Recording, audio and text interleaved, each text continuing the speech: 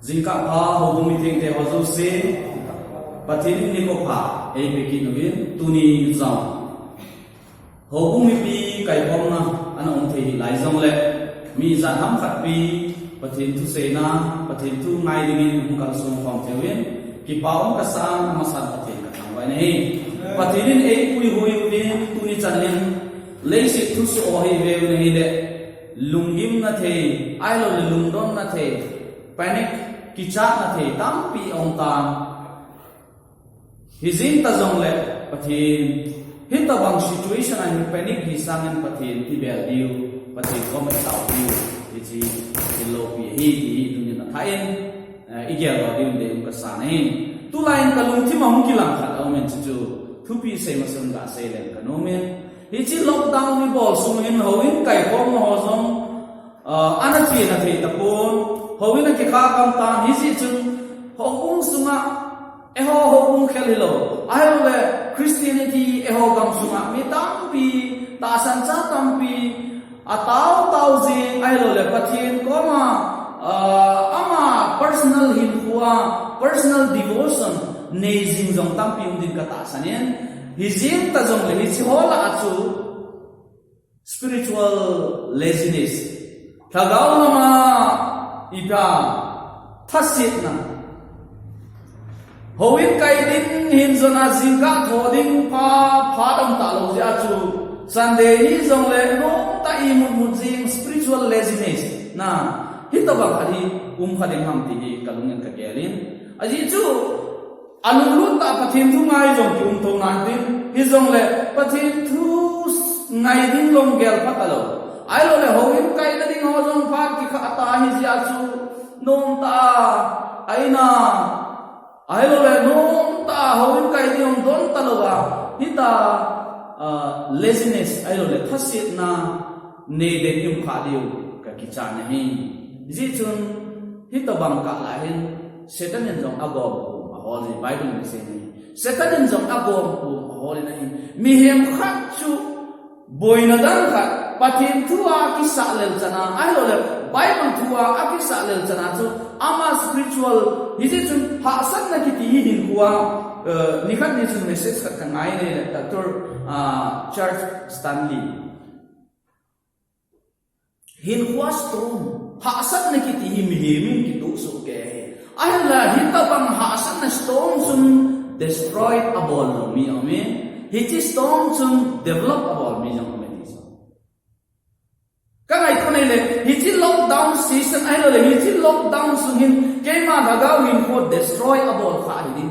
ki cha ding ka sa nei nang ma daga win ko destroy abol kha hi din asu sit hi kha din ki cha ma nei ai la hi chi sa ma chun develop asim phat asim moi din de yung ka sa nei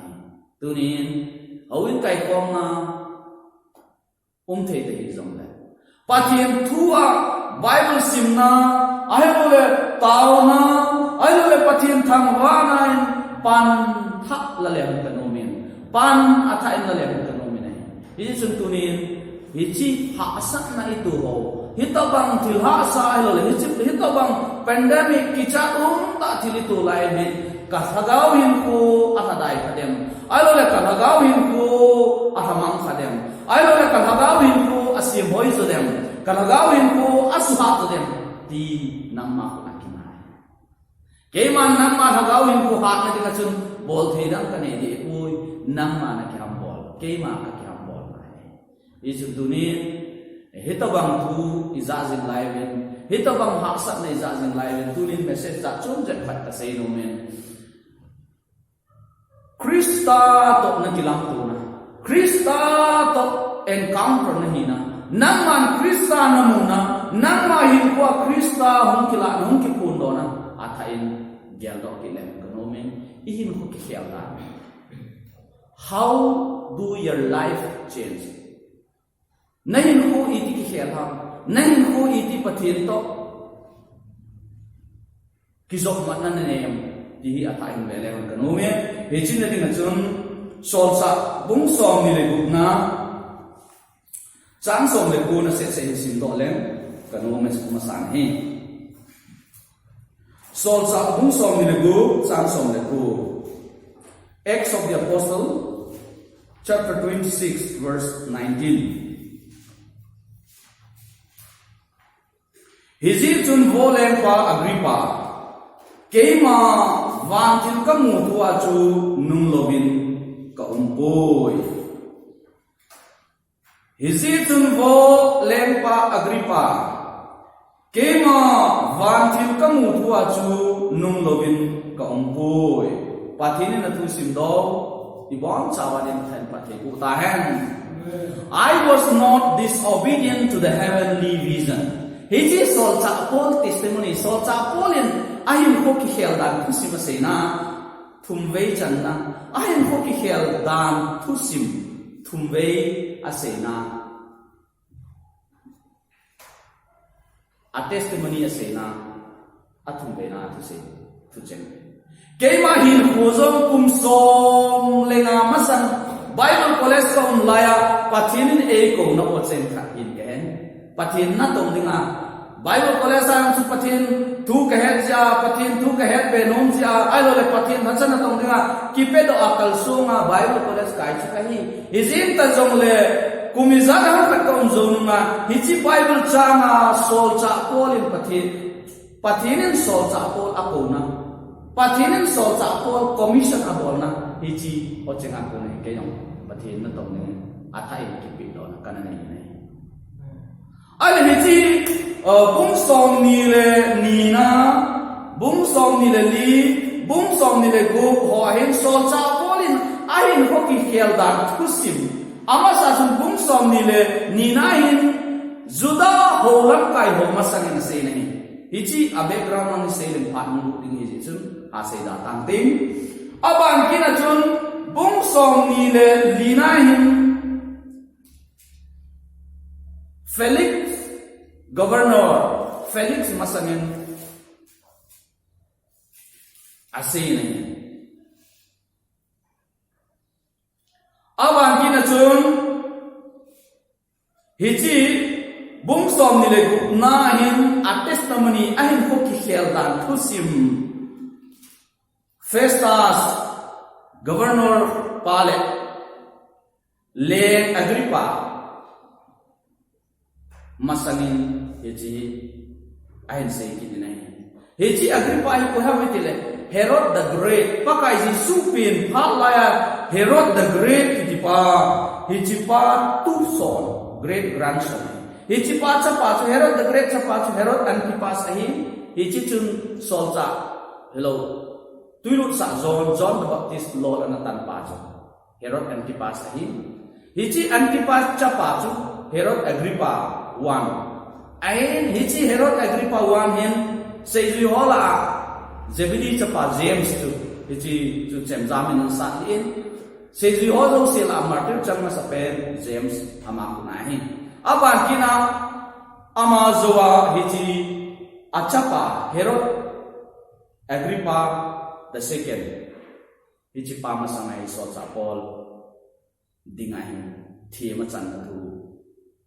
akithi hon na thu ase ibola hita bang thil so hami tile sol cha Paul chu pathin na tong dingen montina missionary na tawin kala songin ajai nam hichi gam ho chu him dala in Jerusalem lama ang kile ta ngai Jerusalem hong lun ahin aman jong apol ngai dol juda ho chon dol achun nisegi kisu thin na ding sunga chun Jerusalem temple awina ga chi juda ho chon dan chun kisu thin ding si ai la akisu thin ding ani ko kichai ni chek na chamai mata uma na hichi pai ahi gamtina chia ipui pate ho ai lo langa thuil pe ai lo le check na tan lo di wahi ai lo le sabat ni ko na ni lo di wahi ai lo le ho ni he du hichi dan thu pi hi gentile mi ho la agapo na jute le hichi mi te ho jong chu e ho in thi ngai du ne ti ai accuse alleges abol wa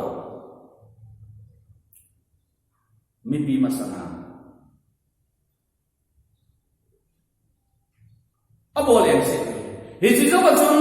ama hina kithin hon na tu bung som ni le ni na chun ana se tan juda ho lam kai ho masangin ahina ban kina chun hi chi pe ahina ma hi rong se pai hongin aga hu to ta ne hi jo chuna ma hi Jerusalem akunin rong ho thune na no ya ome je chun Kaisaria apui to win Kaisaria jela kumni atang ni kumni atang sama chun amana ki thin hon na tu asai kinin ahin la achai nai Kaisar masana ka dinding hi ti IP da bol je chun rom na ma solding en onta hiti ahum ko chaka nai leng Agrippa masana adin na thujeng ahin ko ki kya ta thujeng asai ai na tuni ibola hiti thujeng khel la do a wo leng pa ke ma van thin ka mu thu a chu nung lo thea kai boy nung lo in ka I was not disobedient to the heavenly vision. Van tim ka mo patinin ei ko na ka chan. Ai lo la patin ko na ka chan. Kahin ko ki khel na chu ke ma. Ignore ka bo thei ko. Ai lo don lo in ka koi thei ko. Ati hin ka dia din ai. Ye chun tunin ai le ibola so cha polin hang san ta hi chi tui ase ham. Ai lo le so cha polin hang san ta hin ko ki khel dan tu sim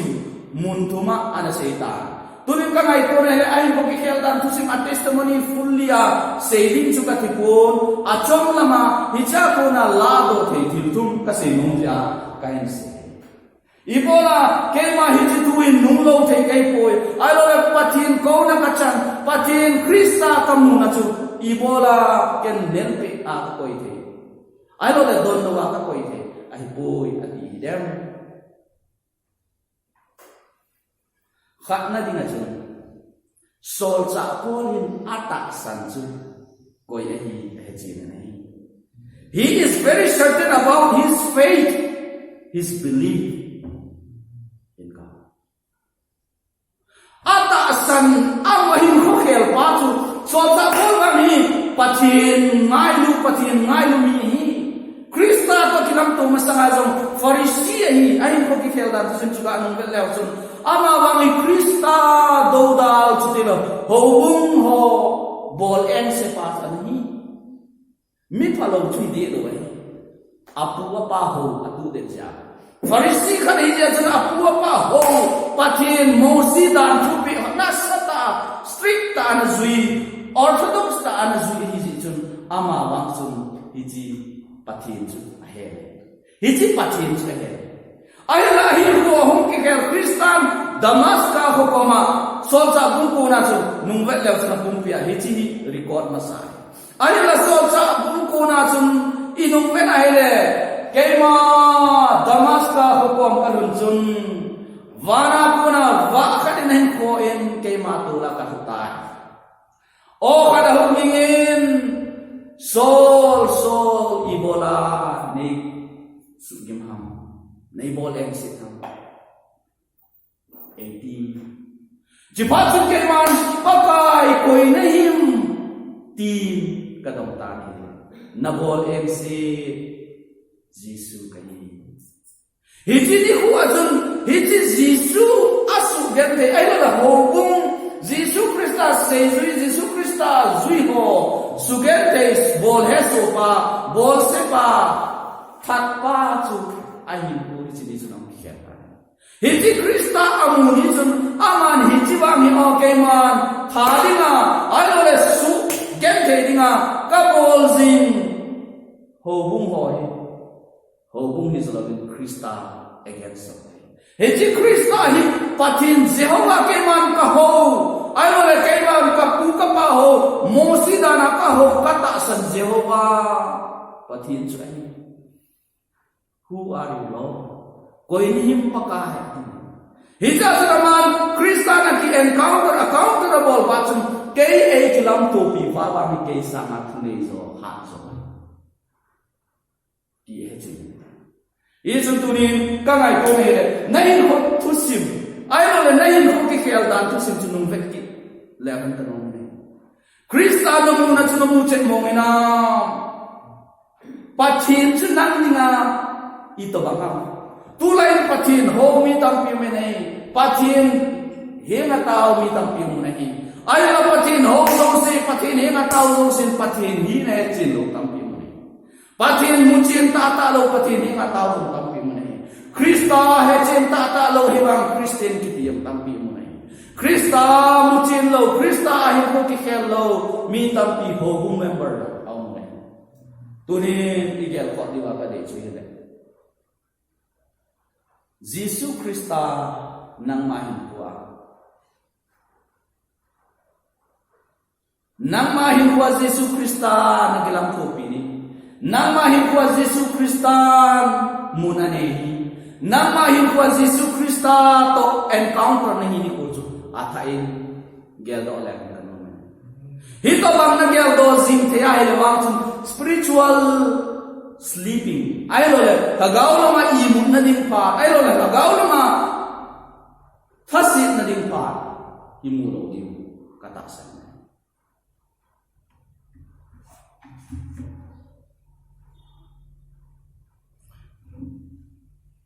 pakai Jesus Krista to ilang kuhin ay kuhin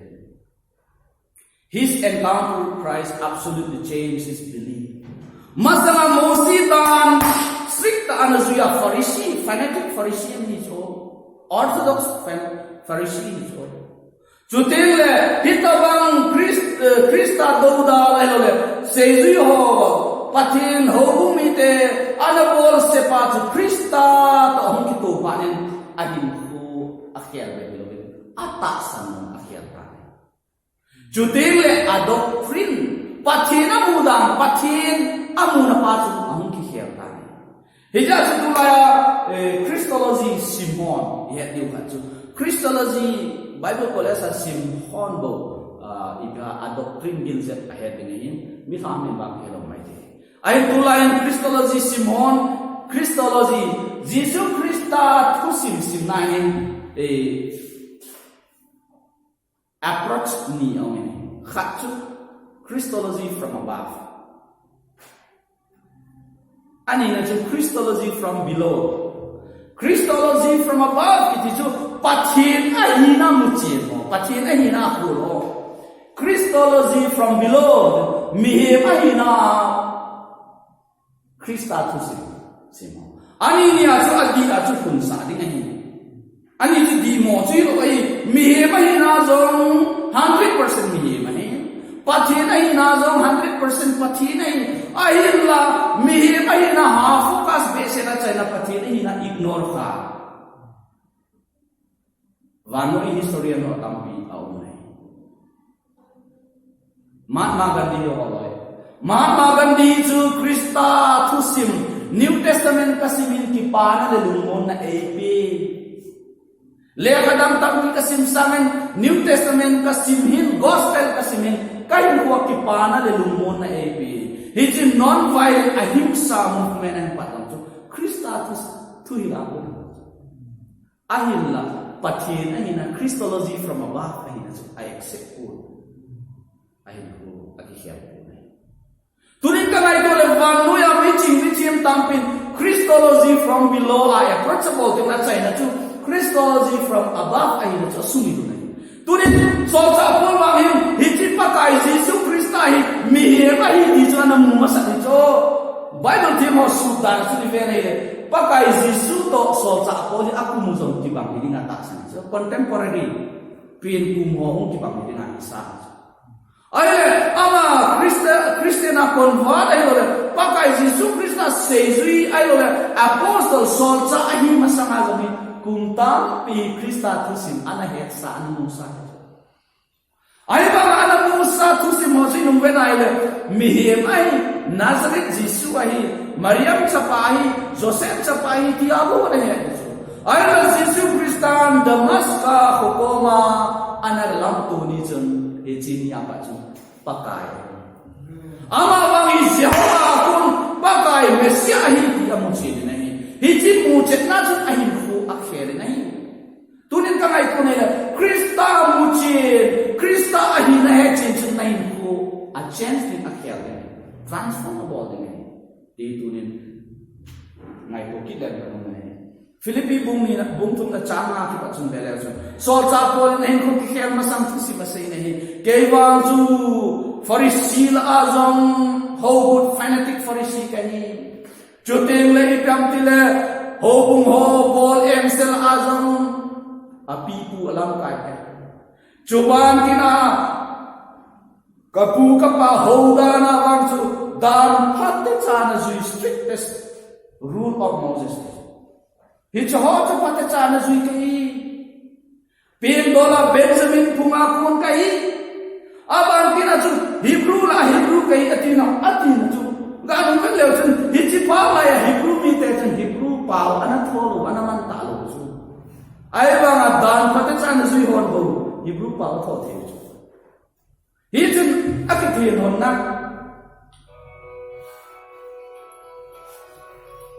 bung som ni le ni na chu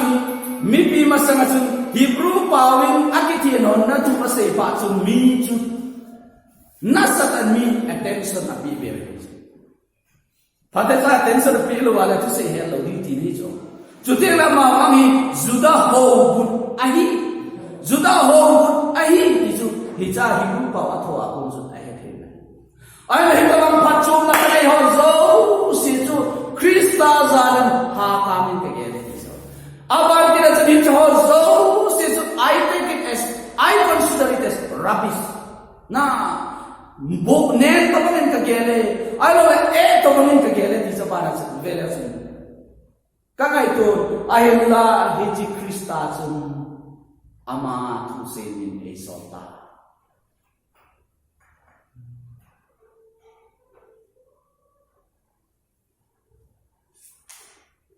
Second Timothy bung khat na chang som ne na chu azi chu ke man ka ta san chu ka he Aziz ke man ka ta san chu ka he chi ni tuni ita san mu chi na ta san na de na idin diu pa he tuni atha in ka de ne phat ha sa mu de phat ha sa tu se win ai le chi phat ha sa tu ai Krista a I chan ge ya na din de na I chan ge ya na ta san na chu zum kho na mol chu ma thing khu mo ko pe le chun pha se mol chu ai hui nu mai ai ba ma mol chu ma thing khu mo ko den wai ai chu azum kho na khu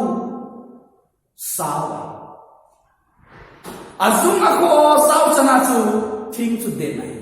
tunin na ta san na Krista azum I chan na ko Krista ta san na Krista mu chen na le het chen I chan na ne yam hi chi chu na ta san de sa de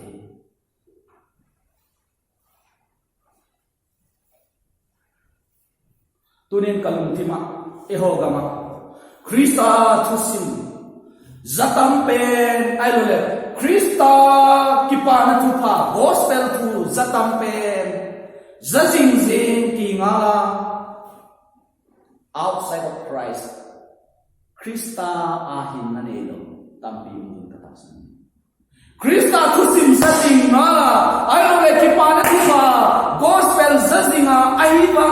ai ku ki khelo ai ku Krista mun le lo ai ku Krista ni ma mun on lo tampi um din ka ta san e Jehovah bang sini ko khat ne tin le kisi ni we he ti kisi na pa ang hun masang jun tuni nahin kwa na lung ti ma Krista mun on le kanun ne knowing him truly will change your life Krista amasa kane chu Krista kasi do no pe chu Krista muchina hechi mi te hi khubang chu khel ding ai la sempan knowing you Jesus knowing you there is no greater thing you are my all you are the best you are my joy my righteousness and I love you Lord nama hethi pakai kedina thil thu pi pe Chutin le nang wang izakai ka izakai nahi nang hi ke ding apa pen nahi nang hi ka khipana nahi nang hi ka thim channa hi nang ka ngai lu pe ne paka ati ni tunin nang ni chi na sei the dem so sa ko in bang hi chi ase ke ja chi tunia kelman wa til ka mu thua bang nung lo the ke koi anex chun festa sentin se so na thet na chi na san na zil na san chu na su mo la hita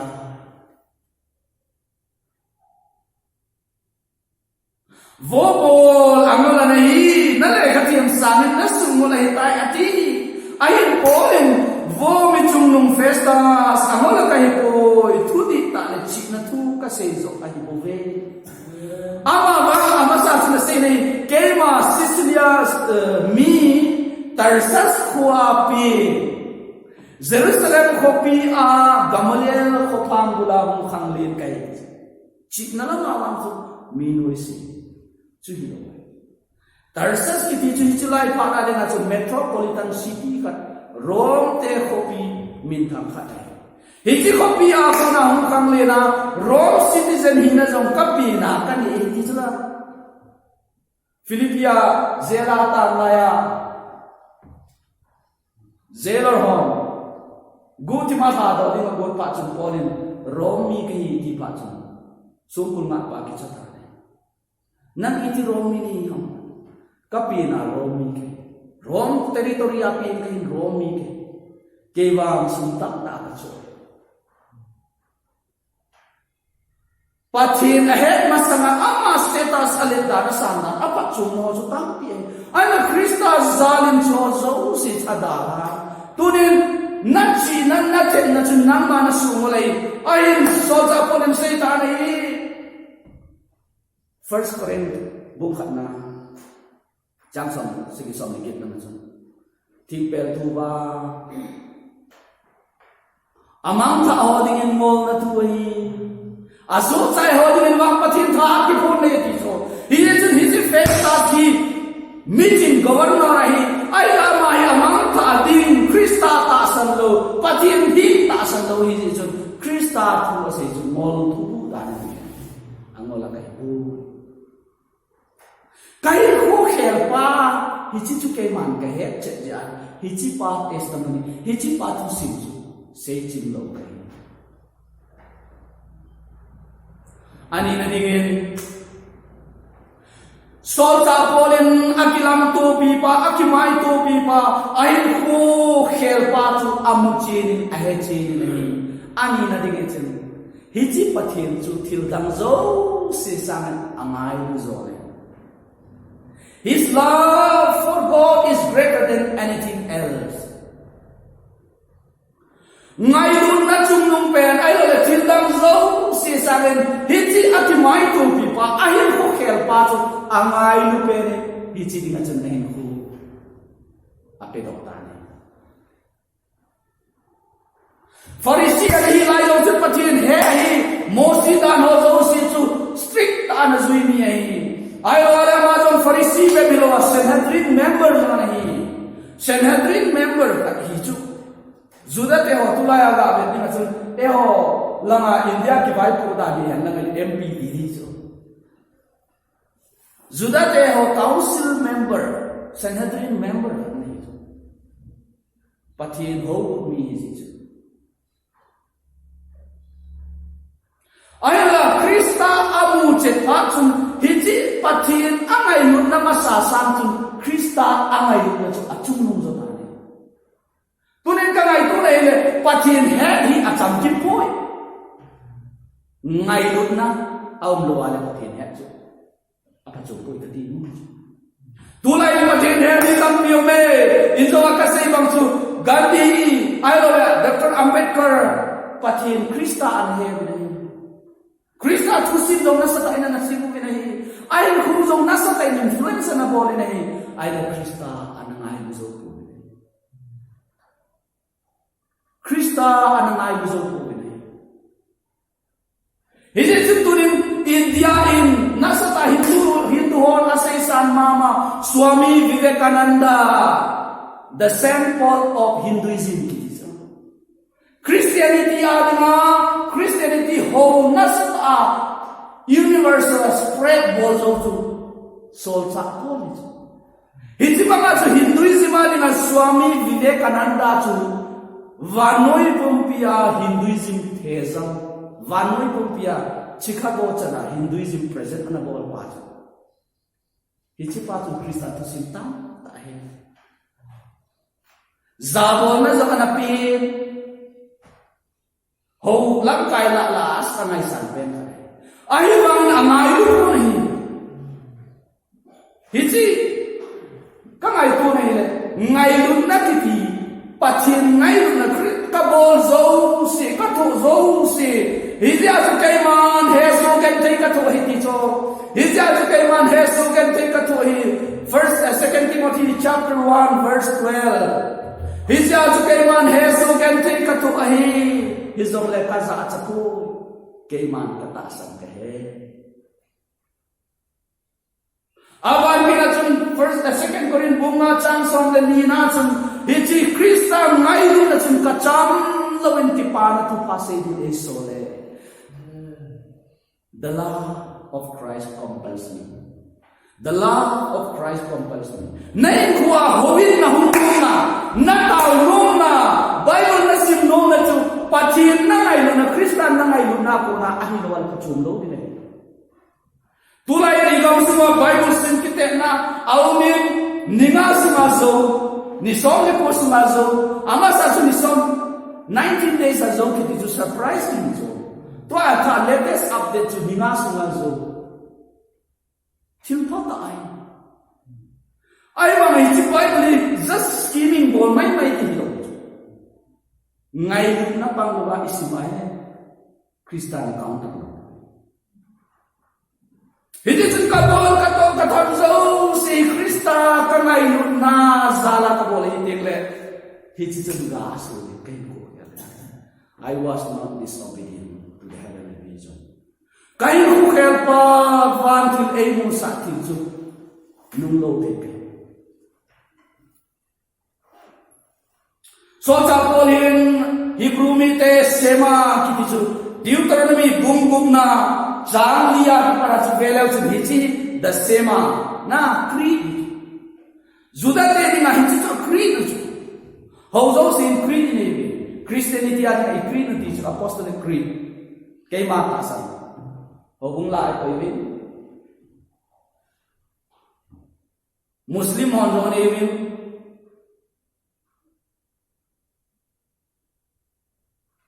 La ilaha illa Muhammad Rasulullah Allah tilau Allah dan Allah om Muhammad chu Allah sol sa ai bisa se je le Islam alu ini hibang chu Judaism ayo le Juda ho bun mosi dana su min lo li vo Israel pakai na patin chu khat se Amaju nalum tim pumpi nakane na pumpi nalagaw pumpi ngailu awan kina chun samso na tumna chun pakai na patin kinjin bo chu na bol ding ai hiji amamo sema atas so cha polin hiji aluma ana chinjin jo Krista akilang to bizonong zohin patin angai lu na sudek chu hiji chu hiji chu rong bungit na chang som thum le na sa bele chu rong bungit na thui Bible them patin tu say hon Bible ko piadi na gimpe na sa uka hiji chang som thum le na hin bele chu so cha polin who will separate us from the love of Christ? Na, koyang Krista ngailu na ko na Asian te Asu ken te diwa. Kay man lo nga mga kamutsinin ka ngailu, ngailu pa kay man ka ngailu. Kay ni ka ngailu na Asu. Koy man Asu ken te punte. Koy man Asu ken te punte. Isipin Krista ngailu na din. Krista azizu without love we cannot serve him. Ngayon na panglawin amakin ama katsangay kong tepo ni. Ngayon na panglawin min patin nung anazumin. Patin ngayon na Israel biten. Isipa kunin kanan gamayin zulu na hin. Patin ngayon na sumuba umlaw zitsun. Hasan na tote wala apunumin. Puncir na ahin ko pakitsahin. Hiya tentunya howin kai Christian hi patin seju hi yohi ngailun na ulo ala puncil na din ko ngailun na apa ngai aban kila chun hije chun sol chap ko na se ha se ma Bible love chapter ngai lu na bung pi 1 Corinthians book som na ngai lu na tu ha til pe la ala chun pen ngai lu nai van kin ho pau jing in thu se thing ting ai lo ta san na tel hi chimol chunga ko na ko tui kam len chana ki to lu thera ta san nei ting his own land ngai lu na ka nei lo ai chu ka mo til pa chu lu ni chu ngai lu nai i bola chi ham ti la thiam ka ho jong ho sia pum na chang na chun thiam ka pa ni ti na se ne aji chu ke man ki lai na sang ngai lu na ka dei zon pum ko thiam to sangin pathin het din ka dei zon tu lai ro sang lai tin ki bol chu legalistic worship Jerusalem na gachia howina gachia pum go thiam to ka to din ai lo tu lai gachia mai cham thiam to ka to din alo le im sunga mai cham thil to din hi chi pa thi ro ne cham kim ke hi chi ho so si sa ma chun ngai lu na ke man ka de so ati nei i chan ge na ngai lu na i chan ge na ko pa chan ngai lu na atai ki bela ka mo ne atai ne hi chi ngai lu na a ko na chun amai midang kya khona his patient concern for the lost keima mi chon se chungnung kahin ki ti jo hibama chu kei krista kamu masanga krista doa pampa o krista against na tompa kahin ko khelpa thusibi midang hom he kanu his concern for the lost his ya chu keima wan jim ka moi nung lo thia kai poi pathin ko ya ka chani kai man nel in ignore ka bo thi poi aji tu kai man pathin so kai I am a commissioned apostle kai ko le atu sim ki kel dan detail ka sei pon his zim zong le khat ka sei ne so ta pol tu sim ki kel nei hin ko ki kel nei ex bung ko na so sa bung ko na hi look in record about it. Narrate about it. Ahin la hijlai ta bung som ni bung nai sol sa pol ama ta in si. Hija chi them ka ta ki ba lo no mai. A ki ba lo no ka chi ka a chai na detail ta chlai ki si. Paul Saul why are you persecuting me? It is hard for you to kick against the gods. Nothing in hiji molsum chu molsum na ko chu na thi zum na ko chu nawal di ibola chi ki se hamtile to kick against the gods hijlai partner roman ho proverb ibola hamtile lo koi mi hi chun bonga lo ki koi bong chalo ana to penwa ipam ja hampa hama ga ne wa ai lo la thasin ko mule thi zum kana chu aga ave wa hele ana to chu kam che kan a chai the ai la hi chi bong dinga sa pu pa la go na hi chi gat sa ai la hi chi mol zuma thi zuma a zem na chu a bomin ko adinga ti ai le ama dinga chu ha sa che ni a thu be che ni ba kai ji su na se chu Paul Saul nangin keima nei bol gen thi nang dinga na so che ni ye che pha chun ba kai ko ni ka di na bol em se jisu kai ho bu bol em sa ki ge lai ai bang na bol zo si chu Krista again sa bo hi ti hi ko ki khel na pa chu a chai na ve da su hi chai na se ki sol cha bung som ni le ko nung nang su ka nung ka ti win chang som le nga na he chuin ke man pa kai nan koi na hin ka ti le pa kai chun ke man na bol si ting jisu kai ai wangin phobin chule na kemin pansan dingin nang man thil na musa cheng sile khonunga ne nga kam te na ti nga dinga cheng si ka thu het sa het ko sa ding le kana cha pansa dinga hi chi dinga chu na hi nga ka hum ki la hi kalacha pan sa dinga nehinga kang kilahi kami te ho kon le chidang nandang ho akuna kahu do ding nahi ami du ha do sa ding le mutim la kona khova a chule satan tu na noya aw ba kona pathe dinga akini thi na dimule achon sin now akisu bewa keima eta sanwanga kisu thi mola a go alo the na diwa ahiwa asol nahi pathin sol apostle Krista sol ahi asumipu hizitun vanoi hi Krista umloin Krista ta sanloin John sit na hamang din thidi ngai ti amuchi ne Krista pangloin John sit ngai dam na ampui ti amuchi ne hizitun kaiman hizitui ka seilowa hizitui ka sa ponglowa hele vanoi hi John sit na pathin melha pathin masana thim chan talokini ti amuchi ne